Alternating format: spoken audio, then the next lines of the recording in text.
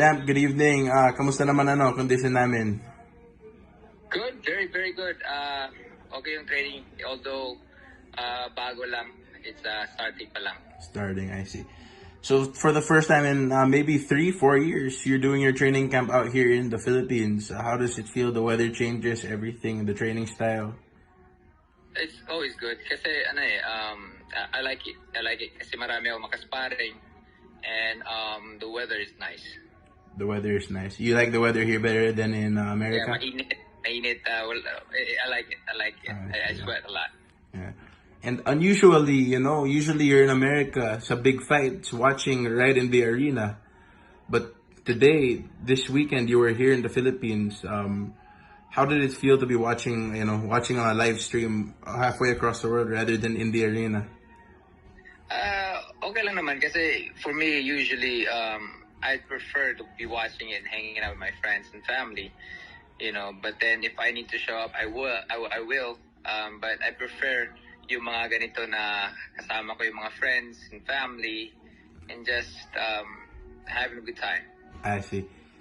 Now, based on that fight, I want to jump straight to it. What's your take on the fight? It was a good fight. It's something that I think Ryan did great. Being aggressive, but of course he opened himself up. And Tank was very patient as always.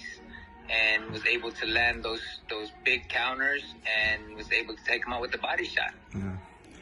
Body shot, something we're used to, something that Tank has rarely done, just like you've rarely done, except for in your most recent fight, just like Tank in his most recent fight before this against Barrios, he stopped someone with a body shot.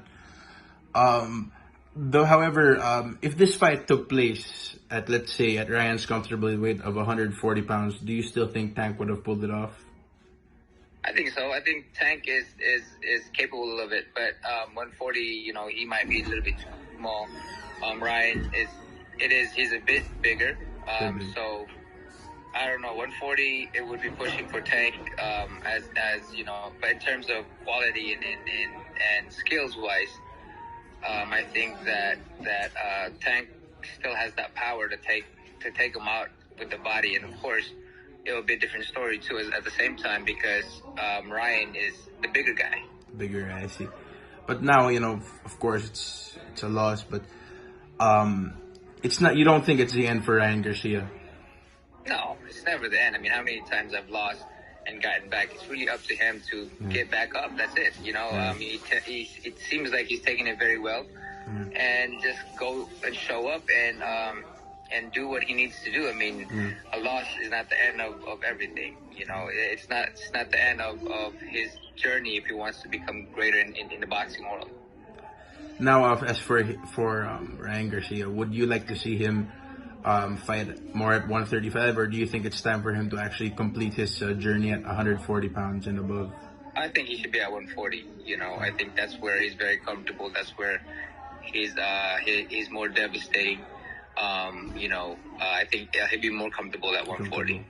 You, on the other hand, when you lost like that, instead of moving up in weight because you feel like you got too much weight, you actually went down in weight. Like when you lost at 122, 126, you actually went down to 118.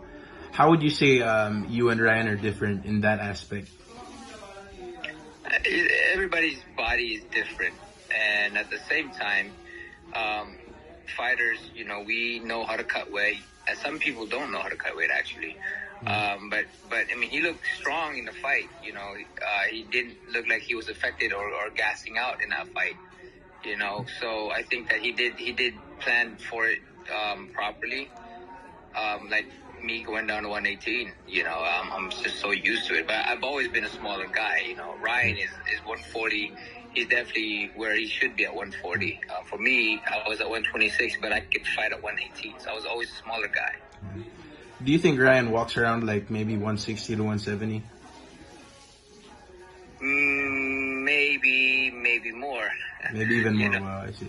Yeah. How about you, Champ? 170 for sure. 170 for sure. Yeah, he looked like that. He looked like he was that size when I saw him fight for Tuna. As for you, what's your usual walk around weight? Well, usually I try to stay at 130, 133, around there, from 130 to 135. 130 to 135, I see.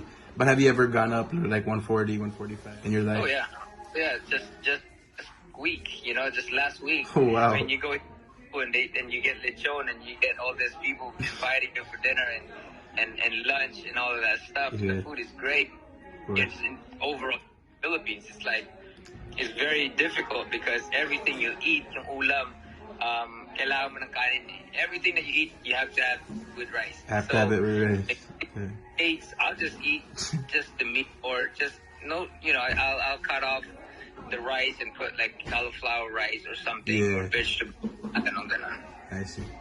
But yeah, but you actually said that you can still make even 115. Do you still feel confident that you can go down to even 115? Right now, I'm pretty confident, given the amount of time and to cut the weight, because I'm always been a smaller guy and I've always been a very good guy, considering. Yeah, but now towards I believe this is probably your towards the end stage of your career as a fighter. How do you plan to end it? I am 10 years from now. I'm still gonna be fighting, so there's really no talking about. I see. I still have a lot of journeys to take. I bet you Lomachenko is gonna retire before me. I bet you Triple G is gonna retire before me. I bet you a lot of these guys are gonna retire before me. Yeah, I love what the thing is up to. And people are gonna tell me why would you retire? Yeah. Well, you should retire. You should retire this and this and that. Yeah. Like this is what I want to do. Why don't you? Why do you keep working? Yeah. Exactly. What are you doing? Why ask those guys to jump off the cliff all the time, or ask those guys to diving? You know what I mean? Yeah. Hinahanap pa rin yung katawan eh. It's like it's fun as long as my body can take it. Yeah. Pag kaya pa sa katawan ko, of course I'm gonna keep going. Of course. Now at 118, we got SAT division. Do you believe that you're gonna try to go undisputed at 118 before going to 115? That's the plan. I see. And then, do you ever see yourself campaigning at maybe back to the junior featherweight division? Just once, just to get the title, so I can 5 division. I see. But now, from what I noticed, aside from training, fighting, all that, you're also you actually manage and train fighters on the side. How do you manage your time to do all that? I mean, if I'm not training, I'll take the time. I mean, you have the whole day to train, but everything else, you have a space in between. So I'd rather be helping others, training them and all of that stuff. And I enjoy it too. I see. Now, you also again, so it's like, actually, yeah, you said, wow, I was surprised by that, but it's a good thing, you feel confident you can do a 10 more year run in fighting and whatnot because you feel like it. You do look fit. I mean, the last person you lost to was Inoue, and I don't think he's a human being, honestly, when I saw him in the ring before. And when I've seen him in person, he looks like a naturally big guy, he was probably Yeah, but like I said, man, there's things that happen that makes people win. And there's things that people get back up and go and go for a ride again, and for me, I've learned a lot from it where I'm going to align myself to doing it the third time, if that's possible. To me, that's where I go and learn, grow. That's part of my life. That's part of what you said you got hit in the temple and whatnot. And of course, there's all this controversy with the gloves, everything, the way wraps his hands and everything. And when you say I want to go for the third fight, that scares a lot of people. But but knowing you, if you feel like you can knock someone out, you're gonna go and do it. And if you're not gonna go and do it, you're gonna get knocked out trying. Because it's the warrior spirit you have. But what gives you the warrior spirit? Yeah. Fearful in life, you will never go far. Yeah. That's how I live my life. Is to always trying, always keep getting there. This is how far I've gotten is because I try. Yeah. I go for the best, and I go for that. I see. And I think that a comeback this year, possibly if and when that you beat Alejandro Santiago, I believe you will be the best Filipino fighter out there. Well, of course, yes. I personally, for me, you will be the best, and I think I believe that you are the best. because of your fighting style, everything. Manny Pacquiao was a great fighter, you know. It's just that my personal... Kasi magkaibigan tayo eh. Magkaibigan din tayo, tsaka ano din, you know, we're both, technically parehas yung lugar namin sa Philippines and America, you know. So there'll always be that, you know, that bias. Same people, we know everybody, so. You know, everyone. And, you know, it's just, yeah, like, and, you know, when you say that you want to go for Inoue a third time, it's like, it would be like Manny Pacquiao going for Marquez for the fifth time. And, you know, like Ryan Garcia going for Tank for the second time, you know? You know, when you feel that you're comfortable, you know, and you know, you feel like you can do it, go for it, man. Go for it, yeah.